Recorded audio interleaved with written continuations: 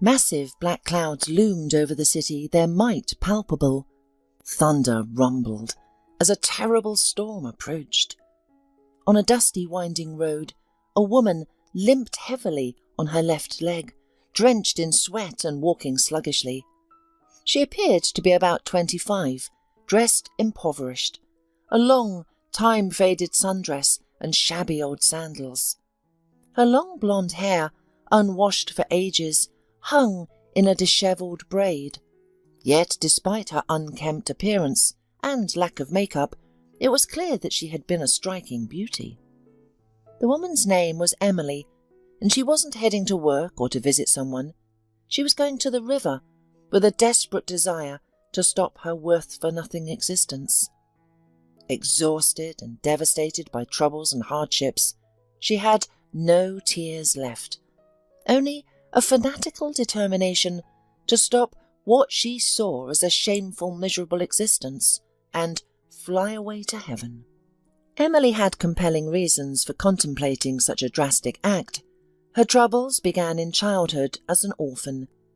Abandoned and freezing like an unwanted kitten in an alley, she was rescued by a kind-hearted janitor who took her to the police. From there she went to an orphanage. Emily knew nothing of her parents, even her name. Emily knew nothing of her parents. Even her name, Emily Smith, was given to her by orphanage staff. Life in the orphanage was far from easy, and the girl endured much. Constant hunger, attacks from aggressive boys, bullying and humiliation from callous staff, and an overwhelming feeling of being unwanted. Emily dreamed that parents would come for her, as they did for other children, to take her into their family.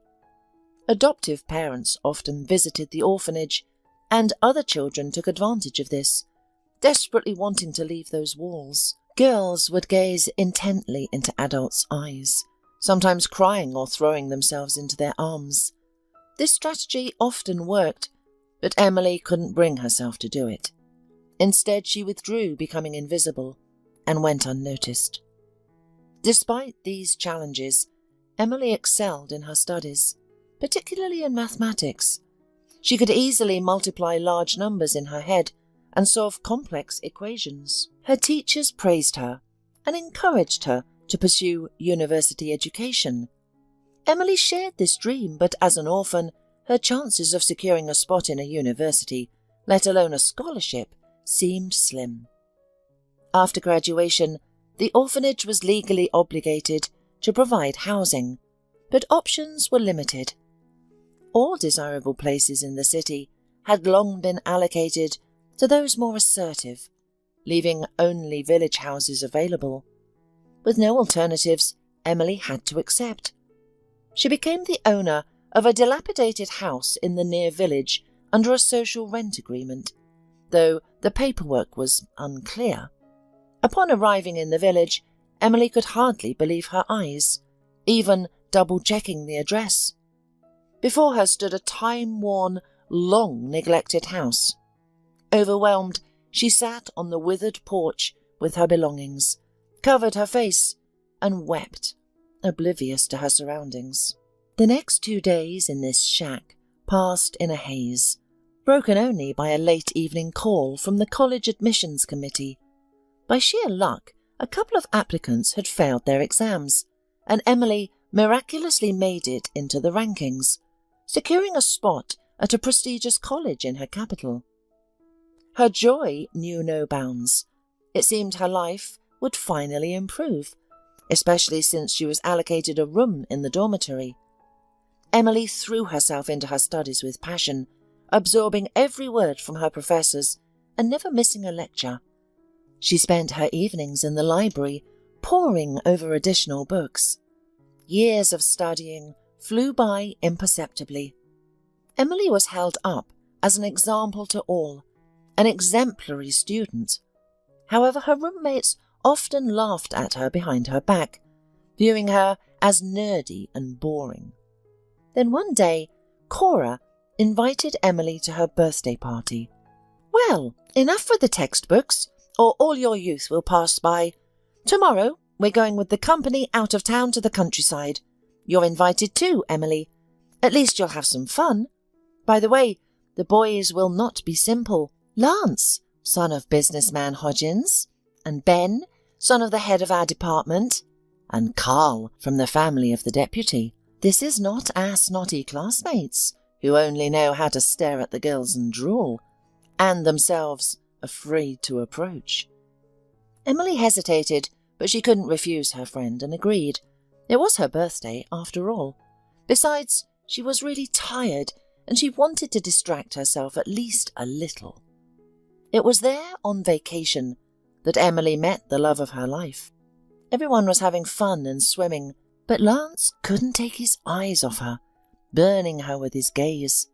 He made beautiful compliments, swam to the other shore for lilies, and gave them not to the birthday girl, but to Emily. He was crazy about the young, long-legged beauty in a turquoise swimsuit. Emily also really liked this athletic, lean, handsome guy. Between them, a stormy and passionate romance blossomed almost immediately. The couple kissed passionately and couldn't tear themselves away from each other for a second. These kisses left the girl dizzy, her heart racing.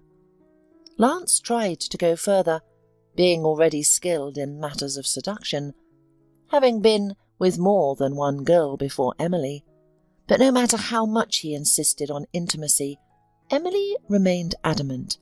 She was terribly afraid that Lance would be her first, and she didn't know how to behave.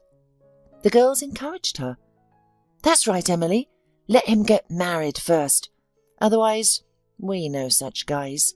He'll fool around and disappear, like the wind in the field. But if you marry Lance, you'll win the lottery. You won't need anything. So keep your defences up to the last." Emily gave her fiancé a tough ultimatum. Intimacy only after the wedding. Soon after graduation, she received her coveted diploma and was easily accepted for an accountant position at a well-known company. Her salary was decent from the start, and Emily began scrupulously saving money for a critical acquisition, her own living space. She approached her duties conscientiously, sometimes staying late if work wasn't finished. Employees were amazed at how this girl could recalculate multi-digit figures without a calculator and process a lot of documentation in a day. The wedding was held soon after. The groom could no longer wait. He was trembling at the thought of the first wedding night. Although his parents weren't thrilled with the orphan daughter-in-law, who had no property and only a residence permit in some remote village. The mother was indignant and tried to even dissuade her son from this rash act. "Lance, my son, what did you find in this Emily? Yes, she's young and pretty, but that's all. She has no family, no home, nothing. How many girls like her are there in the world? You should be smarter. Think ahead. Your father and I wish we could merge our business with another company. Think about it. Look at the girls from our circle who have rich fathers."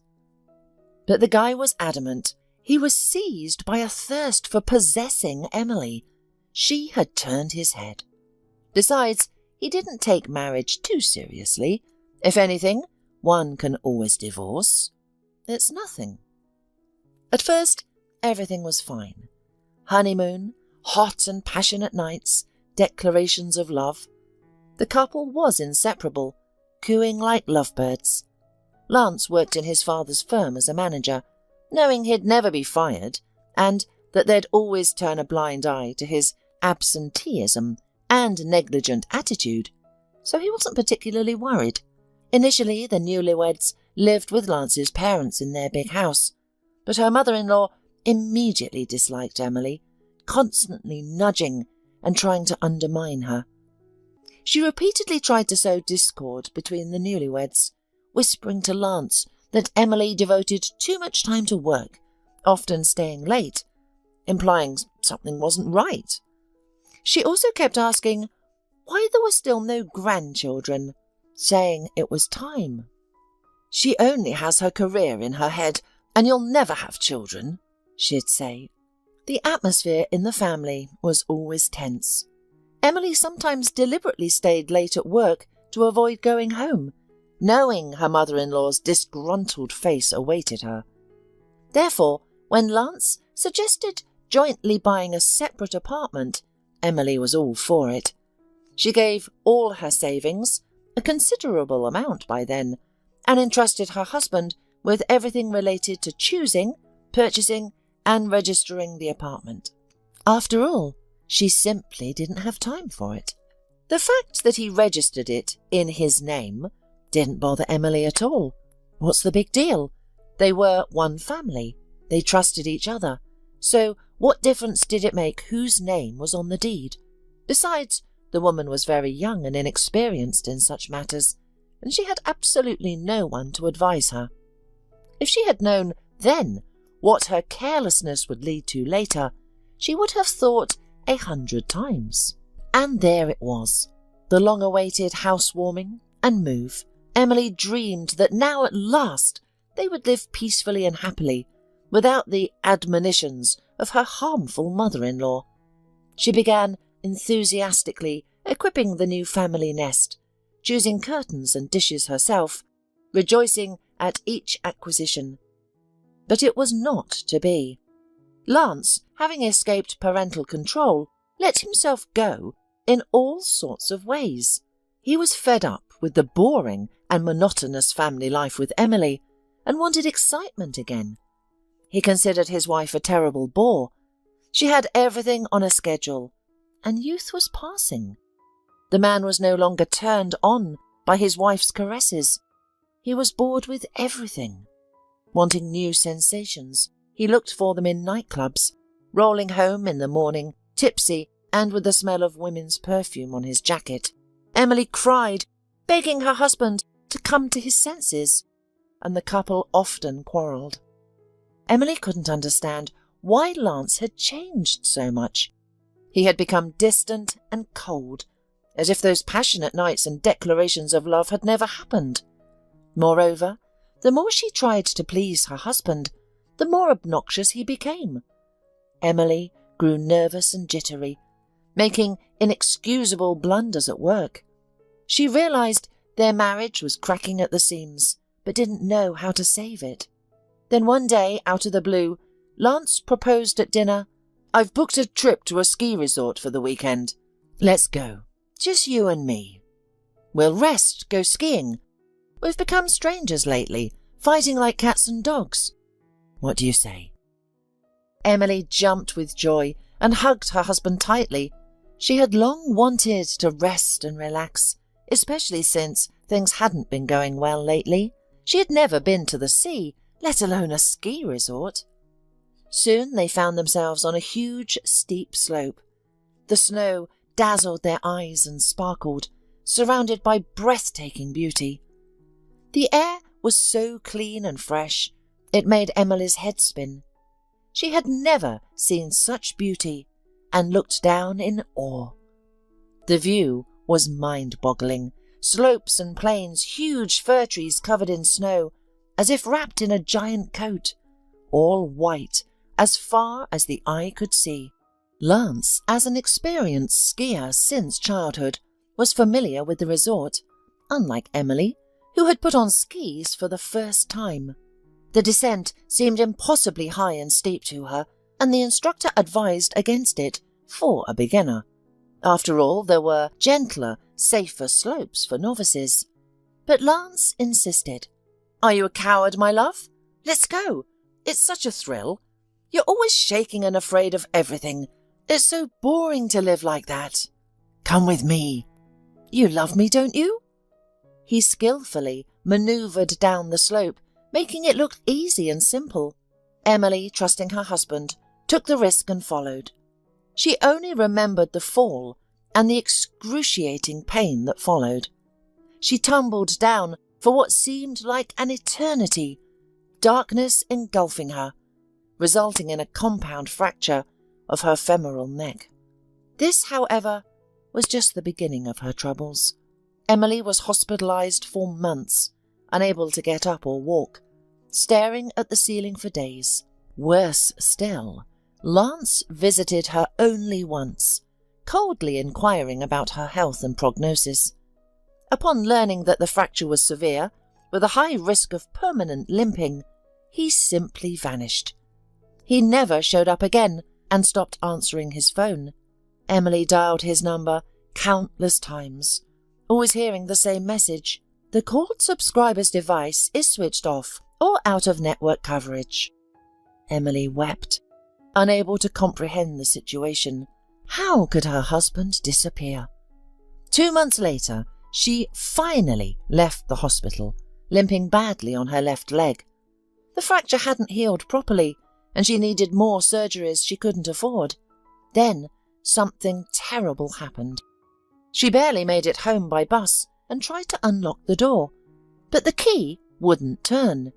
Confused and frustrated, she longed to get inside, take a hot shower, and try to locate Lance again.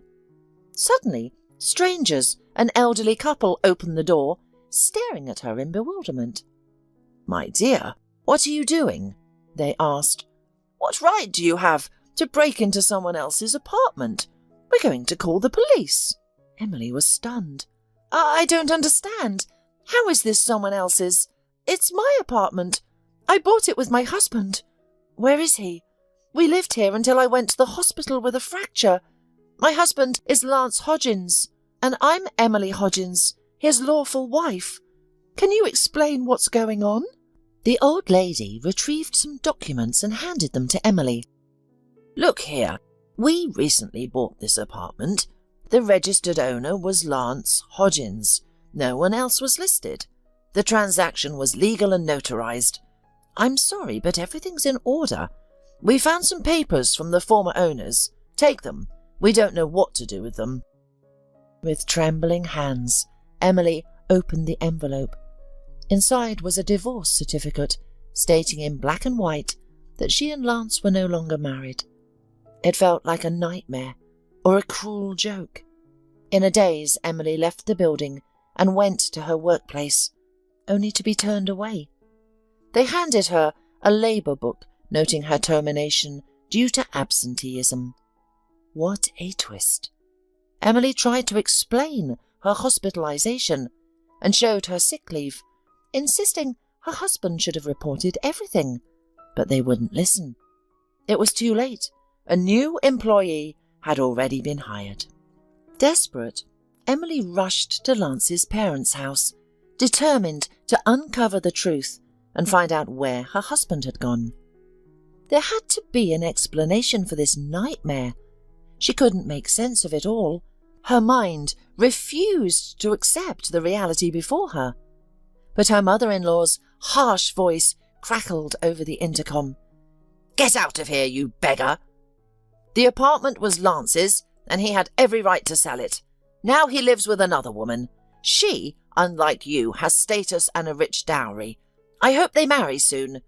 What did you expect? Did you think he should spend his life suffering with a lame, childless orphan?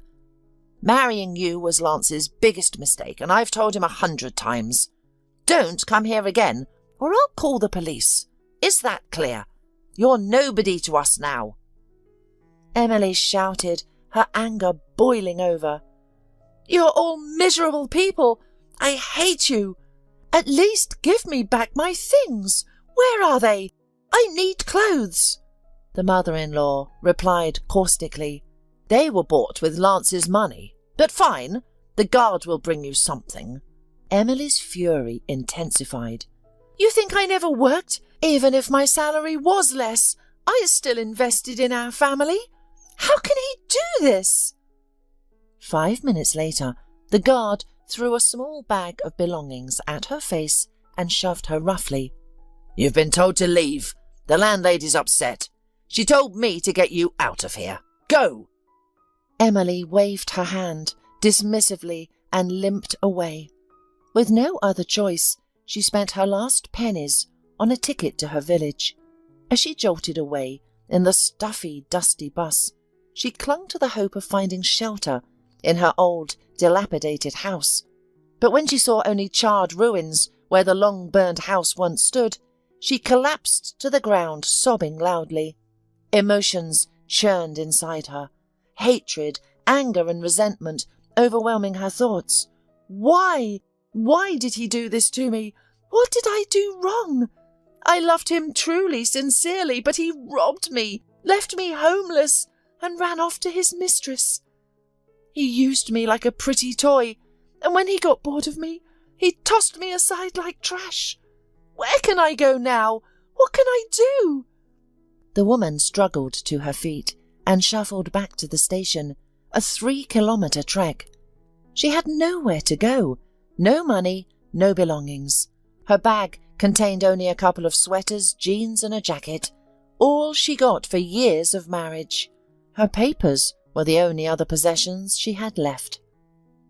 For a month, Emily wandered, sleeping at the train station and attempting to beg, but she rarely received anything, too ashamed to press for pity.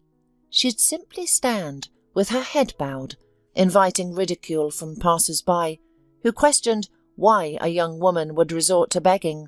The stench of her unwashed body and the grime caking her face disgusted her. Worst of all, she saw no way out of her misery.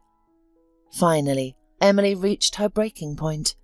It's better to drown than live like this. What's the point of such a wretched existence? I'm turning into an animal.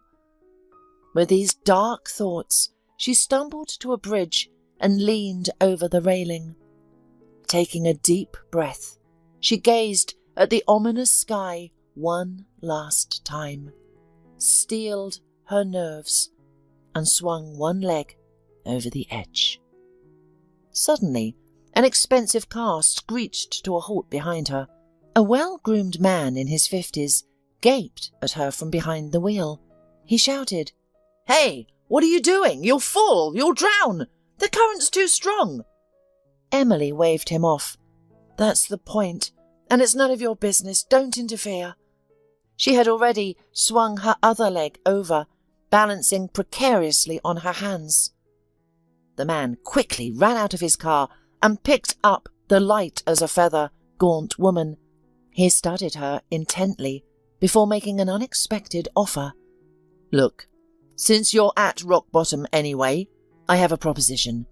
Come, work for me as a laundress for a couple of months. An employee's on maternity leave and I need a replacement. I'll give you a place to stay in the back room. I'll pay you fairly. What have you got to lose? If you still want to drown yourself after that, you can." Emily sniffled, considering his words. "I really have nothing to lose. I might as well agree. It can't be worse than this." She accepted. The stranger introduced himself as Mr. Aubrey, a pleasant man and engaging conversationalist. Expensively dressed and well-groomed, he wore an obvious wig. He listened attentively to Emily's story of her husband's betrayal, shaking his head in sympathy. He showed her to a small back room, furnished with a table, chair and couch. Though windowless, it offered more comfort than Emily had seen in weeks. Mr. Aubrey even arranged for bedding, towels and other necessities. He allowed her to use the staff shower and provided tea and cookies. As Emily sipped her tea, Mr. Aubrey offered some parting wisdom. "You know, Emily, don't rush to end things. Sometimes problems solve themselves, without our desire or effort. So work for now. We'll see what happens." The woman was immensely grateful to Mr. Aubrey for his kindness and understanding. That evening she stood under the shower for an hour, washing off all the dirt. For the first time since leaving the hospital, she fell asleep. The hard couch felt like a soft feather bed to her. Emily approached her work with utmost responsibility, diligently performed her duties, and quickly adapted. Naturally, she felt slighted that she, a professional accountant, was now merely a laundress. However, it was preferable to wandering and starving at the station. The staff quietly chuckled at the lame beggar living in the back room, but they didn't openly insult her. They still pitied her. It was a sin to mock a person with a disability. One day, a respectable man came to the laundry. He was expensively and tastefully dressed, drove a luxurious car, but there was something unsettling with his eyes. They darted back and forth like a criminal's. He turned to Emily. "I need to clean this jacket. I accidentally knocked over a jar of raspberry jam at breakfast. It needs dry cleaning." Emily's blood ran cold. She realised perfectly well that the jacket was simply bloody, not stained with jam. But she didn't show it and silently accepted the order. She jotted down the visitor's license plate number on a piece of paper just in case. Before sending items to the dry cleaner, the instructions required inspecting all pockets. Emily did so and suddenly found a note in the front breast pocket. On a crumpled piece of paper, she read, "Help! I'm being held in an abandoned house with a green roof near the aquarium store." That was it.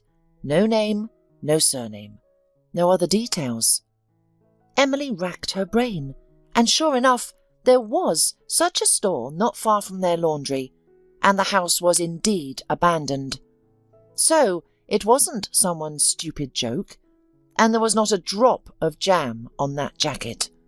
This was serious. Someone was in trouble and begging for help.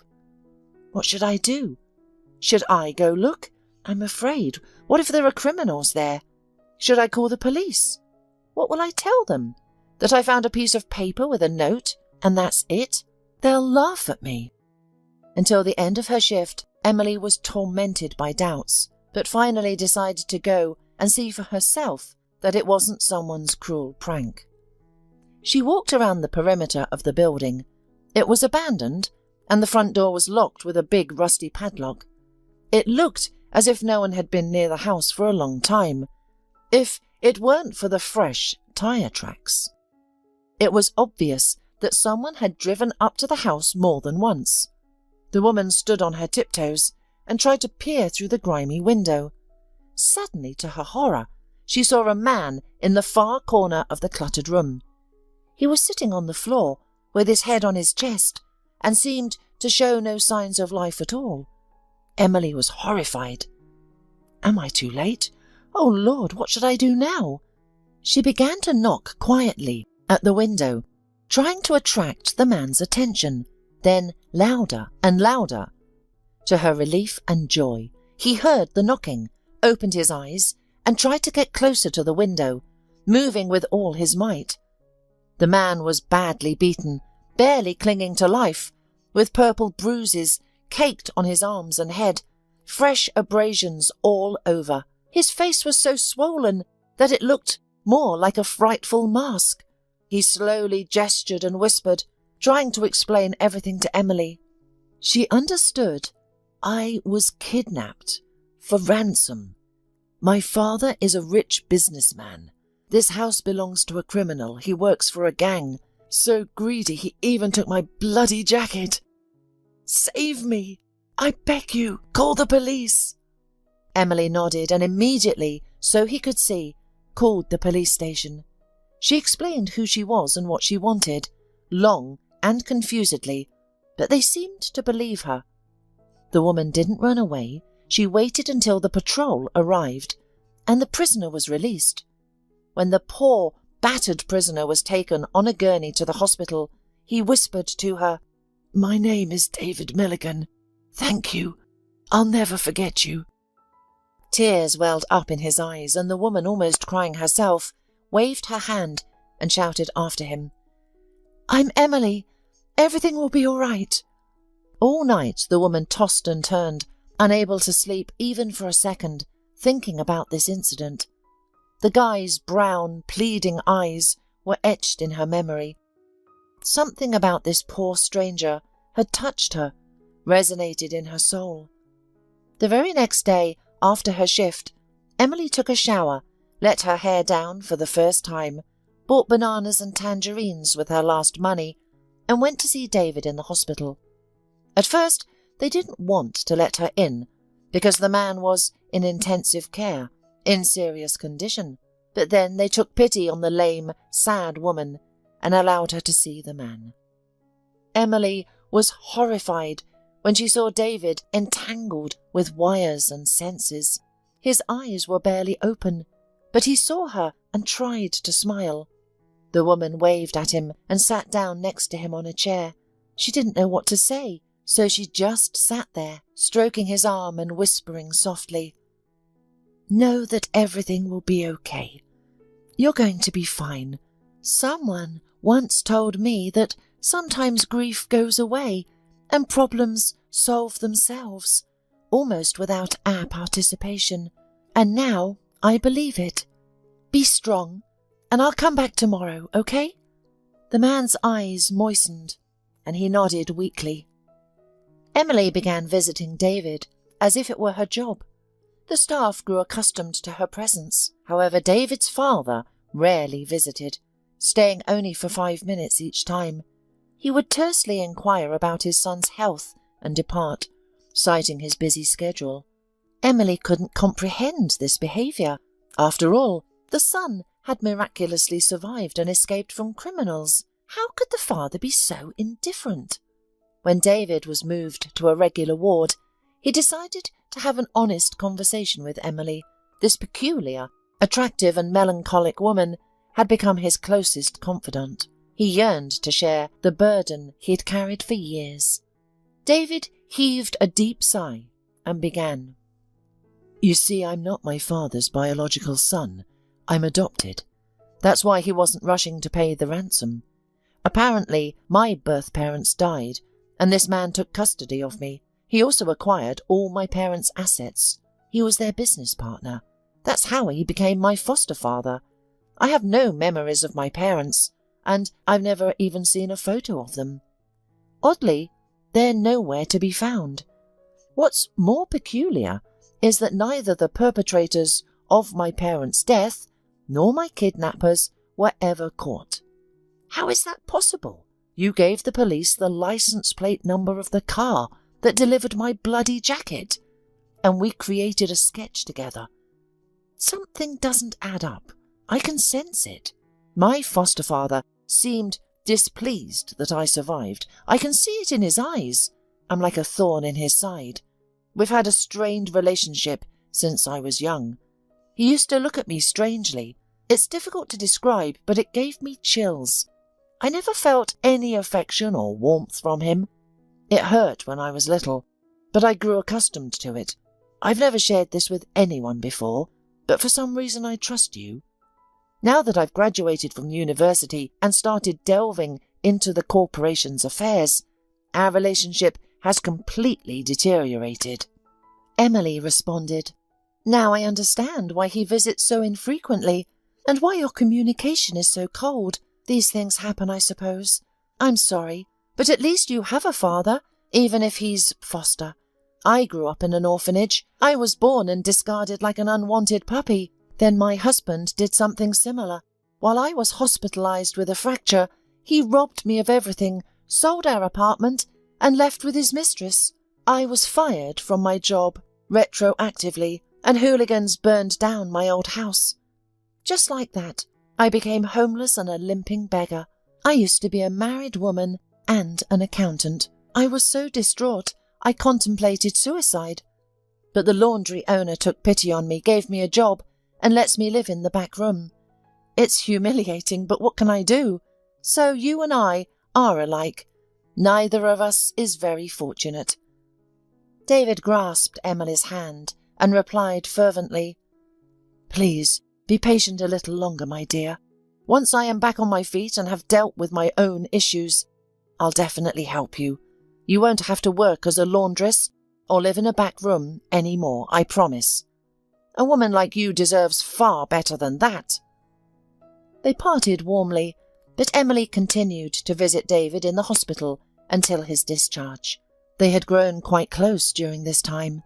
She even sensed a special warmth and communication between them, something beyond mere friendship. But she banished such thoughts, not wanting to indulge in impossible dreams. She chided herself. "Get a grip. You're a lame pauper with nothing to your name. Why would a businessman like David want you? It's impossible. You've had enough heartache from these wealthy types. They're all charming at first, then they stab you in the back. But why does he hold my hand so tenderly? Why does he gaze into my eyes with such sincerity? Why does he call me my good girl instead of just using my name? Despite her internal struggle, the mere thought of David made her heart race, and she couldn't suppress a foolish smile. Another month passed. David and Emily continued to meet in secret. They strolled along the riverbank, admired sunsets, and held hands gently, but nothing more. David maintained his boundaries. For Emily, each encounter felt like a holiday, a respite from her troubles. She knew David's father disapproved of their unusual relationship and that her co-workers at the laundry mocked her, but she didn't care. Her soul craved these meetings. They filled her with warmth and tenderness, slowly healing the wounds left by her husband's betrayal. David, too, couldn't fathom why he was so drawn to this enigmatic Emily. Surprisingly, when they were together, he felt a sense of peace and contentment, barely noticing her limp. Their souls seemed to connect beyond their conscious will or desire. He longed to help Emily. Renting her an apartment and finding her a proper job would be simple for a man of his means. However, until he uncovered the truth and exposed the villains, David feared bringing Emily too close, lest he put her in danger. All this time, Emily felt as if she were being followed. When she turned around, there was no one. Her intuition never failed her, and she was certain someone was watching her. For some reason, she suspected David's father had hired someone to track them. The thought made her deeply uncomfortable, sending chills down her spine. When she shared her concerns with David, he agreed. "You know, I've noticed it too. Yesterday at the gas station, I felt someone glaring at me. I turned around, only to see a cap flash by as the man quickly hid. I thought I was imagining things, but now I realize it wasn't. What on earth is going on?" One evening, Emily was resting blissfully after a hard shift, rubbing her aching leg. Suddenly, there was an insistent rapid knock on her door. Surprised, she went to open it, thinking it might be a security guard or staff member. Instead, an elderly man stood on the doorstep, wearing a cap pulled low over his eyes and a hood that obscured half his face. He spoke quietly and quickly. "Are you Emily? May I come in? It's risky being on private property. I won't take much of your time. I have something critical to tell you." Emily hesitantly stepped back, allowing the stranger to enter despite her unease. The man sat on the couch and began to speak rapidly. "Please listen carefully. I'm John Milligan, the real father of your boyfriend, David. I originally owned the firm. I built it from the ground up with my wife's help, and it gradually expanded. When I could no longer manage all the responsibilities alone, I was advised to take on a partner. Pablo Varese approached me seeking a job. At first I liked him. He was clever, smart and savvy. For years he was my right-hand man. I began to trust him so much that I signed papers without looking, which I soon regretted. Years ago, it wasn't me who died in that accident, but my personal driver and my wife. They claimed the brakes were faulty, but my driver, Ian, was meticulous. He checked everything repeatedly before leaving and maintained the car carefully. Later I realized whose handiwork it was. My partner, Pablo Varese, wanted to take over my business. He had it all planned out. A few days later, he had fabricated evidence against me, tax evasion and clear legal violations. As a result, I was sentenced to 20 years in a strict regime prison. They tried to kill me several times, but I survived. When I was imprisoned, my son was just 2 years old.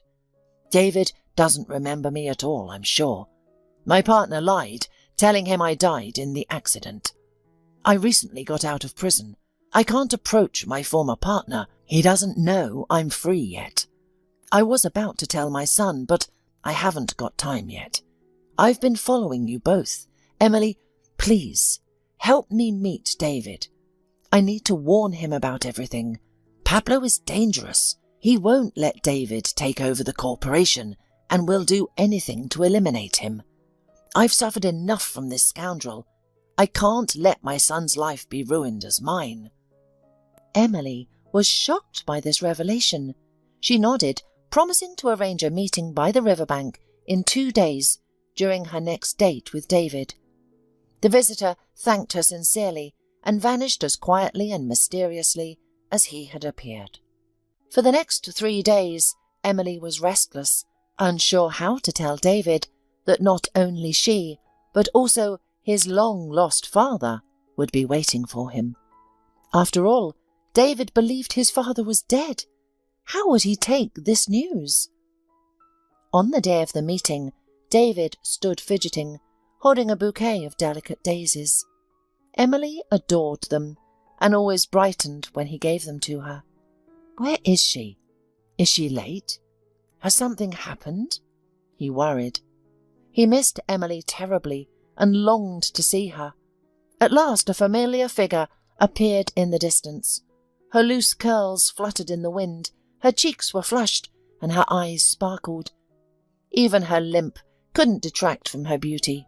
David gazed at her in admiration. They greeted each other with a friendly kiss on the cheek, and Emily said excitedly, "David, today we have a challenging date ahead. There's a man who really wants to talk to you. He's the one who's been following us lately, but for a reason. Don't worry, but your birth father is alive. He didn't die in that accident. Your foster father set it all up. Well, your dad will explain everything himself. Shall we go?" David was dumbfounded. He stood there frozen, unsure if this could be true. He had believed his father was dead his entire life, and now he had suddenly come back to life.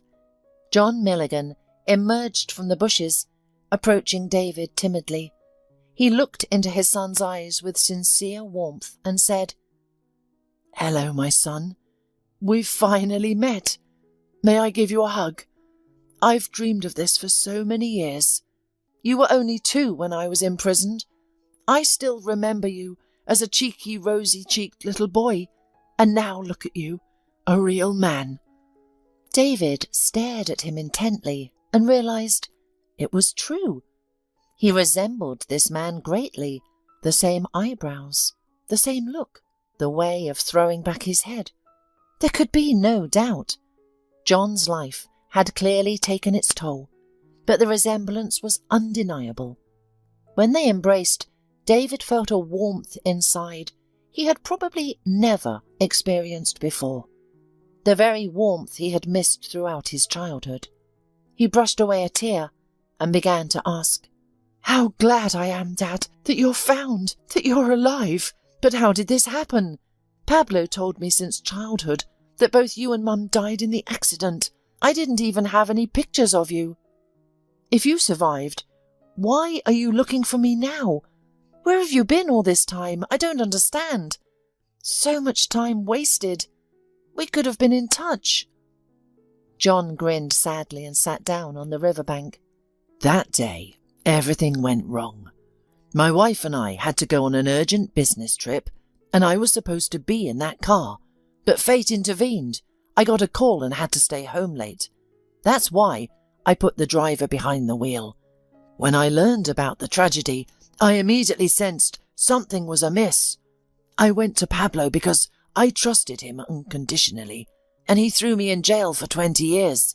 He had fabricated a case against me, preparing it for a long time. Just like that, my closest friend and partner stabbed me in the back. That's how I ended up behind bars. They tried to get me there more than once. See this scar? I survived by a miracle. I've recently been released from prison. I've been following you and Emily. I'm sorry, I don't want anything from you, son. I just want to warn you. Don't trust Pablo. He's dangerous. He'll set you up. I don't want him to ruin your life too. The scoundrel doesn't even know I'm alive. Moreover, I have documents hidden in a safe place, confirming that I'm the owner of the entire corporation. Pablo is just my partner, but I don't know how to confront him." David was indignant, shaking with anger. "What a jerk! He put you in jail and took the company for himself, and now he wanted to take me out too. I'm sure he had something to do with my kidnapping. He wasn't in a hurry to ransom me, and wasn't happy about my rescue. Well, that's okay. I'll make him dance to our tune. I'll lure Pablo out. We'll arrange a meeting for you, right at our house, and you bring all the documents, so we'll nail the scoundrel." Father and son developed a plan for revenge, believing that evil should not go unpunished. After his father left, Emily and David walked along the riverbank for a long time, discussing the incredible meeting. As it began to get chilly, Emily shivered. David suddenly turned her towards him, hugged her tenderly, and whispered, "You're cold, my dear. Come, I'll warm you up." And he kissed her passionately, not in the friendly way he had before. Emily immediately felt dizzy, the ground seeming to disappear beneath her feet. She knew this was wrong. They had no future. She was a lame laundress without a home, and shouldn't cross this line. But it was too late. Her heart drowned out her reason, and she gave in to the avalanche of passion. "I won't let you go anywhere else, dear. I love you, Emily, and I don't need any other woman. Understand? You don't work in the laundry anymore. I'll talk to the owner. Now I'll take you to my apartment downtown, and when I deal with the scoundrel, Pablo, you and me will get married. What do you think about my plan?" Emily exhaled with relief and even cried with happiness. She couldn't believe that her life had suddenly found meaning and colour again. David took Emily to his wonderful spacious apartment and told her to get settled in. He gave her a bank card with a substantial amount of money, encouraging her not to be shy and to buy whatever she needed. They said goodbye warmly, and David left to execute his plan of revenge. Upon arriving at the company office, he first dealt with current affairs, then casually mentioned to his foster father after the meeting, "I've invited a businessman to dinner tonight. He's new in our city and eager to cooperate with us. I'd like you to meet him. Do you mind?" Pablo shrugged his shoulders. "Why not? If he's a potentially profitable partner, we can have dinner. Bring him, of course." As evening fell, David was trembling inside, but maintained a calm exterior. The cook prepared a sumptuous table. Pablo, dressed in a pinpoint suit, awaited his guests. At last the doorbell rang, and John entered the living room. Though he had aged and his hair had greyed, he still looked quite distinguished. David had ensured his appearance was impeccable, dressed to the highest standards, and carrying a solid leather briefcase. Pablo was stunned into silence. The former companions stared intently into each other's eyes, like duelists, without blinking. John spoke first. "Well, hello, Judas. How are you living on my money? I see you're doing well. Didn't expect me to survive, did you? Surprise successful, then. You sent thugs to prison twice to finish me off. What do you think I'm going to do now? Stand by as you deceived my son for years, lying that I was dead, when you knew full well I was behind bars? Listen, John, let's not get heated, okay? Let bygones be bygones. We could split the capital and go our separate ways. Agreed?" John laughed in his face. "No way. I have proof that this is solely my business. I'll go to the authorities and prove it, and you, my dear, will be in my shoes. You'll see how it is in prison." Pablo turned pale, broke into a sweat, and clutched his heart. David called both the police and an ambulance simultaneously. He felt dizzy from the unfolding events. Was it true that for so many years he had called a man father who had essentially killed his parents, who had ruined multiple lives? It was hard to comprehend. Meanwhile, Emily was busy at work. She cleaned the apartment, cooked a delicious dinner and decided to spruce herself up a bit, not wanting to look like a beggar, especially since David had allowed her to spend money freely. With a pounding heart, she entered a beauty salon. The air was fragrant with expensive creams and perfumes. Ladies sat in chairs behind screens, undergoing various procedures.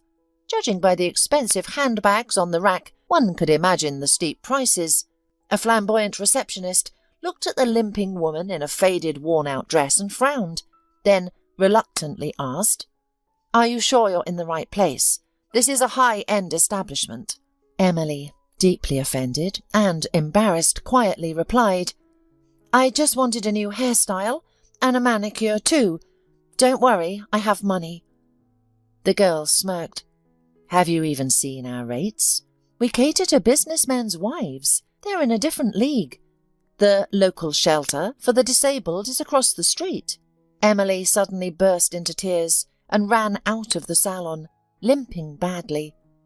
That evening, David rushed to the apartment, shouting joyfully as he entered, "I'm home, darling. How are you, my dear? Settled in? I have such a story to tell you. You won't believe what happened today. My father and I brought the villain to justice." Eager to share the momentous events with his beloved, he was met with silence. Puzzled, David went to the kitchen. A tantalizing aroma wafted from there, and on the table sat a freshly baked pie, carefully covered with a napkin. But Emily was nowhere to be found. The man frantically searched, room to room, unable to understand what could have happened during the day, or where his bride had disappeared to. Then he noticed a note in the hallway. It contained only a few lines. "I love you very much, David, but we can't be together.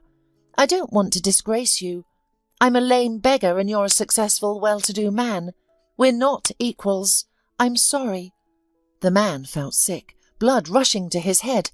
He desperately tried to think where he could find Emily, knowing in his heart that he needed no one but her.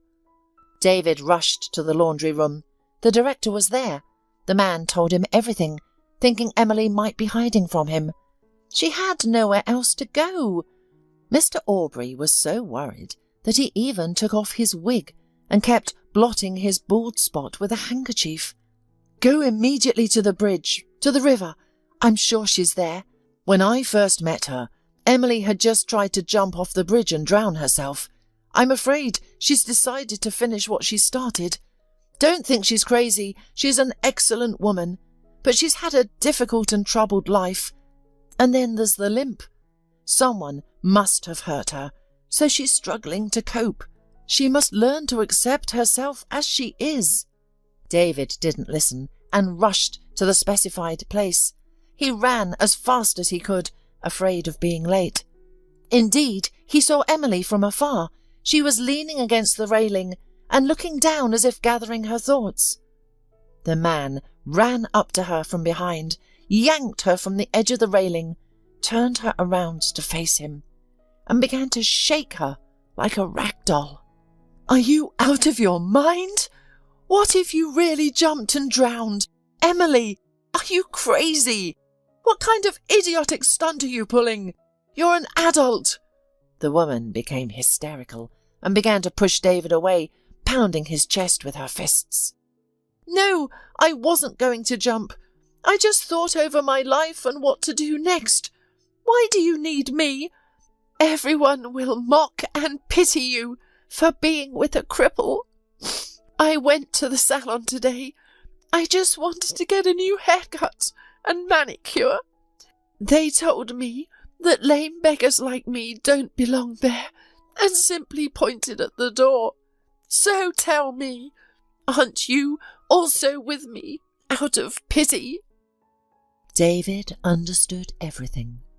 He embraced her, pressed her against him, and began to soothe her like a child. "How foolish you are. You're in my soul, in my heart. Do you understand? And I don't care about your limp. I don't even notice it, if you want to know. I love you, and I want you to be my wife. This isn't pitying. Please, go home and don't ever leave me again, okay? I almost went crazy when I didn't find you at home." Emily felt so good and warm from these words. She believed that David really loved her, and these were not empty words. She wiped her tears and answered, "Please, forgive me. It's just that I love you so much, but I was afraid you didn't need me. I promise I'll learn to live with it and not react to the ridicule. The important thing is that I have you, and you have me." Then there was a delicious dinner, long, intimate conversations, and a sea of love. Listening to David's measured breathing in the morning, Emily was pleased. Now, her reckless impulse from yesterday seemed so foolish. To hell with all those arrogant people. Let them look and envy that a man like David loved her. With this thought, the woman finally fell into a serene and sweet sleep. After the scoundrel Pablo Verez was detained and got what he deserved after investigations and proceedings, David, Emily, and John moved into the mansion, deciding to live together in their family's ancestral home. Emily became its mistress with pleasure. She kept order, prepared delicious dinners for the men, and waited impatiently for David to come home in the evenings. The man took Emily to expensive salons and shops, dressing and pampering his beloved. Now, the staff didn't snub her, but looked ingratiatingly into her eyes and tried to please her. Emily was transformed. She was unrecognizable, beautiful, well-groomed hair flowing like a waterfall on her shoulders, stylish clothes, and delicate manicure. Salon care did its job. The woman looked simply gorgeous. Massage sessions helped her develop her ligaments, and she began to limp much less. And soon, to everyone's joy, Emily realized she was pregnant. She couldn't believe it, having thought she was childless for so long. John also changed a lot. He was no longer a shabby ex-convict, but again became a businesslike and active man. He plunged into his element with redoubled zeal, spending days and nights at the company, trying to make up for all he had missed for so many years. He and his son were very close, literally on the same wavelength, and now they talked and consulted each other a lot. David said the word "Dad" with such trepidation every time, because now it had an entirely different meaning. Since childhood, the man had lacked paternal support, praise, and approval. In light of Emily's pregnancy, the couple decided not to delay the wedding, and it was wonderful. David didn't like excessive fuss around his person, so he invited only the closest and most loyal friends and employees to the celebration. From the bride's side, there was only one invitee, Mr. Aubrey, with his family.